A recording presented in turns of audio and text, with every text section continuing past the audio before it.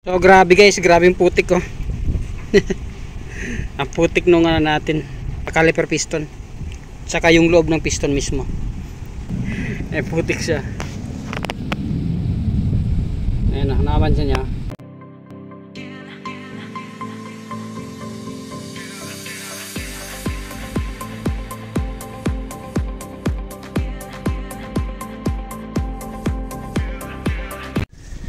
So ayun guys, for today's video ay maglilinis tayo ng ating front caliper.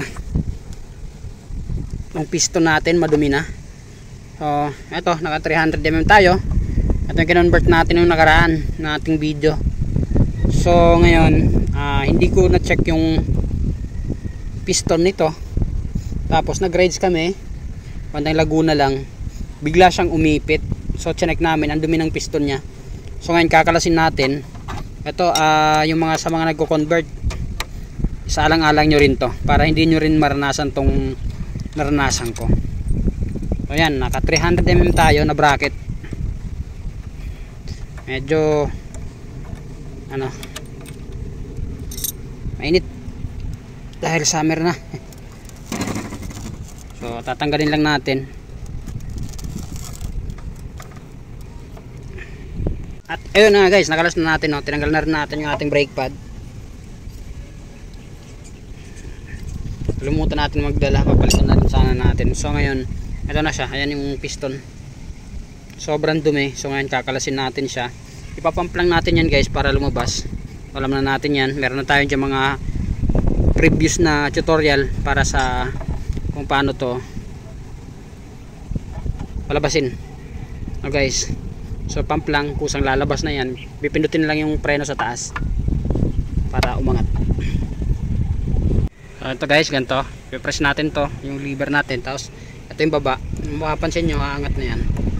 Konti-konti. Tapos i-bleed natin siya mamaya. Ayan, laki na nang inangat niya. So lilinisin natin. Mapapansin natin, sobrang dumi na niya. Kaya siguro nag-stack up.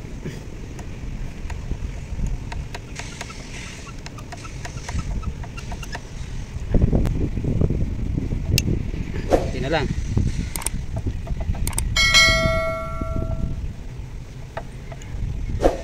Konting pump ko pa. Yan. So, ayan o. Ito yung kumakapit yan guys. Kaya wala siyang play. Kumbaga nag-stack up siya dahil dito. Ayan mga pinong dumi. So, tatanggalin lang natin guys. Tapos lilinisin natin. Alam niyo na yan. Hindi na kailangan ng liha. Kuskusin lang, tapos linisin na rin natin kasi pinaklas na rin natin yan. Tayo makikita nyo.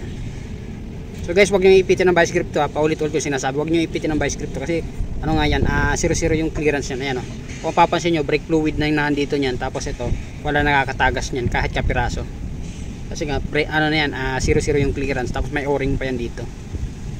Ayan guys, nakalas natin. So grabe, sabaw talaga ito siya o, may putik. Putik siya. Ayan na, napansin niya. Kaya naman fluid natin, sobrang dumi. So yun, ingatan nyo rin na pag pumatak sa pintura nyo ito, kung may basahan kayo, tsaka tubig. So linisin na lang natin to. Tapos lagyan natin to ng grasa, yung mga boots, para maganda yung play. Grabe, iba yung kulay ng ano, ay fluid pala. Parang gray na hindi mo maintindihan. Dapat medyo clear yan, ma-yellow ng kaunti. Pero yan. So grabe guys, grabe yung putik ko. Ang putik nung natin, caliper piston. Tsaka yung loob ng piston mismo. So yan, linisin lang natin to. Tapos medyo bleed natin. Palitan natin ng bagong brake fluid. So yan guys, nakalas na natin. So yung overall na natin. So okay pa naman yung mga o-ring nya. Brush lang guys para matanggalan yung mga dumi-dumi na yan. Hugasan ng tubig. Tapos grasahan tong mga part na to. Mahugot to. Dapat may plate talaga to kahit kapiraso lang.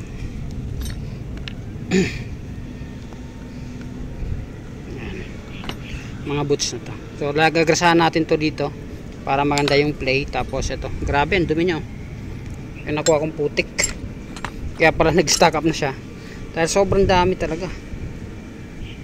Ayan o. Grabe. Ngayon ko lang kasi nabuksan to. Lagi ako naglilinis ng caliper, kaya lang puro likod. Hindi ko rin tama nga, nakalimutan ko rin, no? Pati yung sa harap dapat. Pero okay lang naman. Dapat naman talaga. So ngayon guys, ito nalinis na natin. Ayan. Kanina medyo madumi yan. Ito maraming libag-libag dyan. So guys, yung brake fluid pala na pinagtanggalan nyo dito, pwede nyo basain to, tapos kuskusin nyo ng basahan para lumambot. Malinis na, babalik na lang ito natin mamaya. Linisin muna natin, sabunin natin tsaka brush, tapos patuyuin tsaka salpak ulit natin. So ayan nga guys, nilinis na rin natin, tinanggal natin yung o-ring na dalawa dyan dahil sobrang ano yan, may mga asin-asin siya. Nilinis lang natin, binrush, hindi siya totally talagang maubos.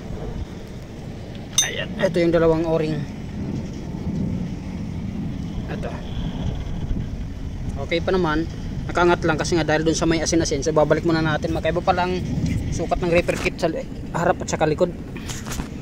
Kakabit muna natin, medyo tuyo na siya. Ayan, naibalik na natin yung isang o-ring guys. So kanina kasi napansin ko yung o-ring na yan, nakaumbok yan, may nakaangat. Yung bang parang may nakabound sa ilalim niya, yung mga paikot na yan. Dapat kasi pantay na pantay yan.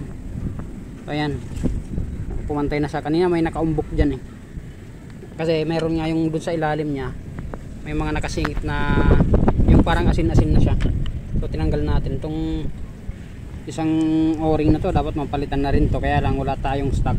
So wala naman tayong magagamit na motor, ibabalik na muna natin habang wala pa tayong nahanap. Pwede pa naman siya, konting linis lang. Ayan. So ayun, general overhaul ang tawag daan sa ginawa natin dito guys. Kinalas natin lahat ng piston, o-ring. So yan lang, ganyan lang ang mechanism ng brake system guys. Sobrang dali lang linisin yan. Kompleto na yung ating o-ring. So ayun, pumantay na siya. Kanina kasi nakaangat lahat yung mga goma na yan ng kaunti. Dapat sukat na sukat talaga dyan, lapat na lapat yan, para hindi makakalabas yung fluid dyan. So ngayon pag nakaangat yan, itong part na to, pag may nakaangat, minsan pag may preno tayo, imbis na maglalaro yung piston pa ganyan, dahil nga may parang himulmul na yung o-ring, umiipit na lang, hindi na siya bumabalik ng paganon. So kapiraso lang ang galaw niyan guys. So ngayon ibabalik na natin. Andito na yung ating piston. Ganun lang, lalapag lang natin to guys. Pag ganyan, kuha kayo ng ganito. Tapos pag napasok yung ng kaunti yan, diinan yung magkabilaan para sabay pumasok.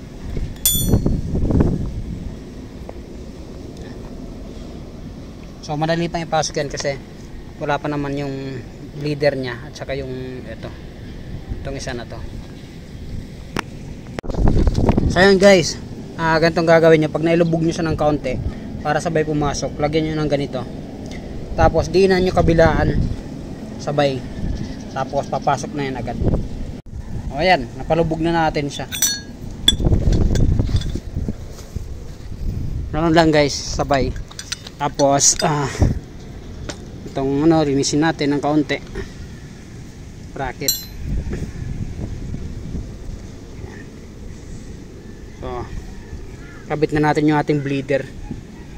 Dapat may grasa yan papunta dito sa kanyang rubber boots guys. Kung medyo luma na yung nyo, yung ganito nyo, o kaya first time nyo palang nabaklas o kaya pinagawa, medyo ingat kayo nito kasi medyo marupok na siya.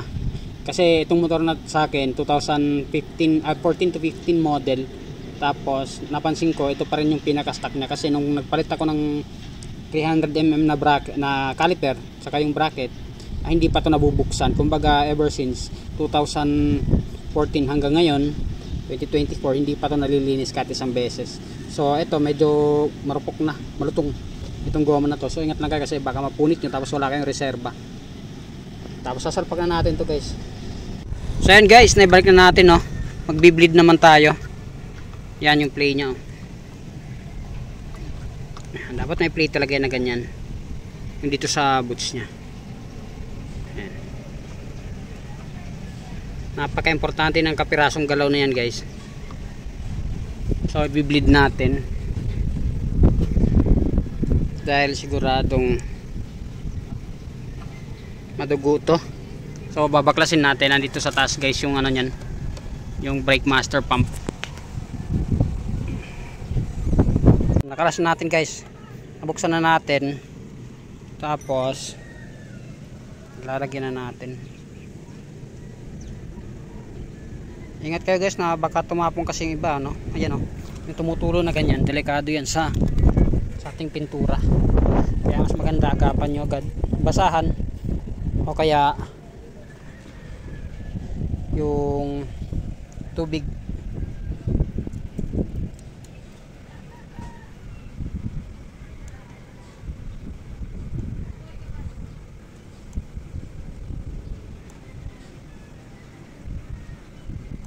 Ayan, bibleed lang natin to, guys. Meron tayong ringgilya dito. Alam niyo na to, kung nagbi-bleed kayo, alam niyo na kung para saan to. So ayan, guys, okay na, na-bleed na natin siya ng maayos. Hindi lang natin mapakita, no, basta ayan. yung ringgilya na yan, alam niyo na yan. Ayan. So okay na. Bleed na natin. So papalitan din naman kasi natin to, baka susunod na araw palitan natin. So ito na muna. So lang, follow for more, guys, and subscribe to our YouTube channel. Peace.